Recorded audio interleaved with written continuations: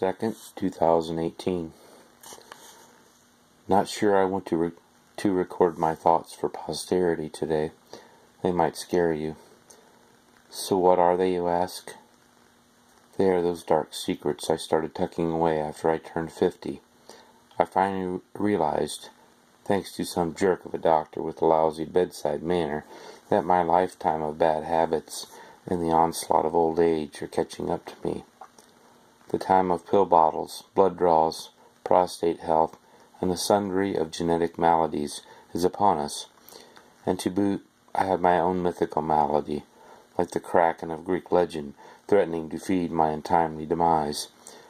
That's what sleep studies, colonoscopies, and statistics about heart disease do to ruin a good night's sleep.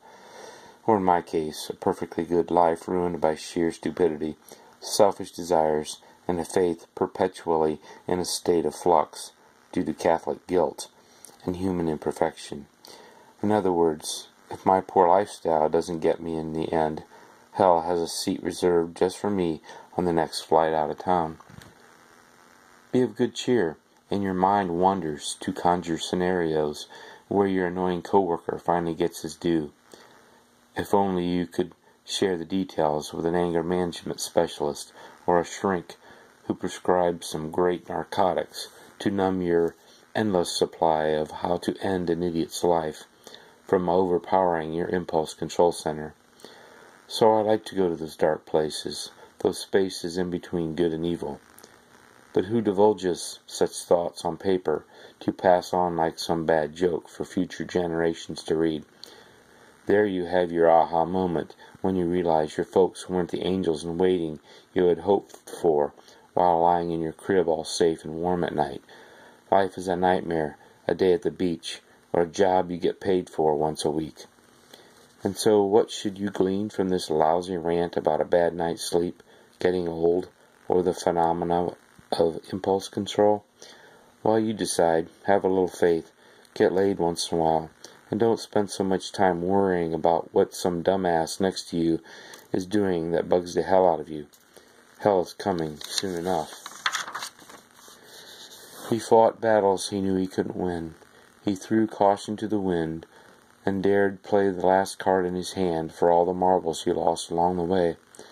A third-in-line son, a middle-of-the-road prospect with a flair for words, a nasty temper, and issues he would just as soon flush down the drain than face them in front of a priest in some dark vestibule with a direct link to heaven.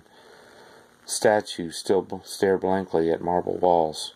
Candles burn with prayers carried aloft on flames of faith-filled intentions.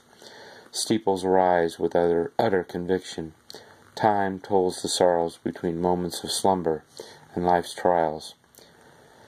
Hearts beat with their desire. Bodies move to the rhythm of the thoughts that drive them.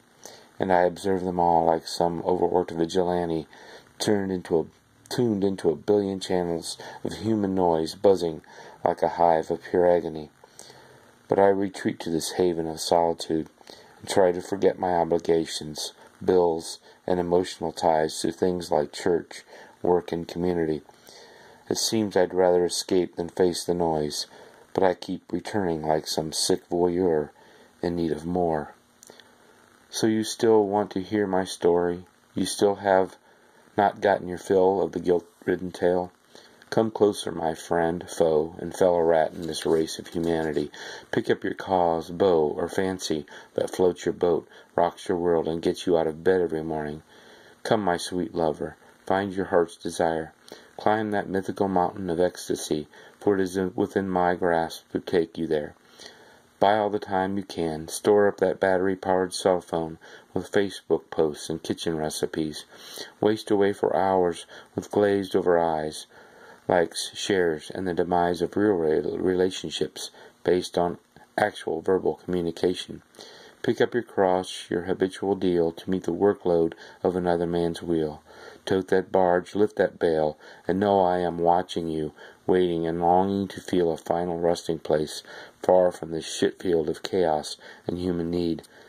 I just want to ride that cloud free of my worries, greed, and mortal sin.